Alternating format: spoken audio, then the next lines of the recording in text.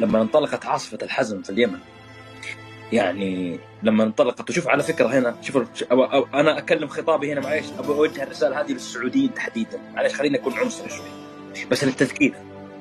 لما انطلقت عاصفة الحزم، الجماعة الخضر بحرف الحاء في غزة أعلنوا دعم الشرعية. اليوم ما في ولا واحد يمني، ما في ولا يمني يقول يستاهلون اللي يصير فيهم لأنهم دعموا عاصفة الحزم. والله ما شفت يمني يقول.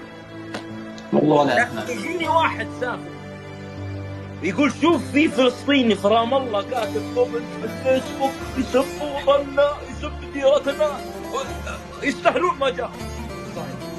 عيب عيب. بل مش بس لهذه الدرجة، الناس وصل الأمر أن يتعرض القصف. أنا طلعت عن دوري إني أنا افترض إني محمد بس ما هي مشكلة، أنا بس تفكير يعني بقول تفكير من باب التفكير فعليا. هو موقف الأخضر يعني في موضوع اللي صار في اليمن بقى واقف مع اللي هي ما يسمى بالشرعية،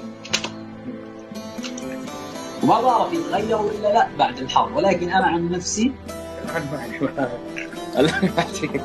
نفسي والله أعتذر من كل يمني على هذا الموضوع.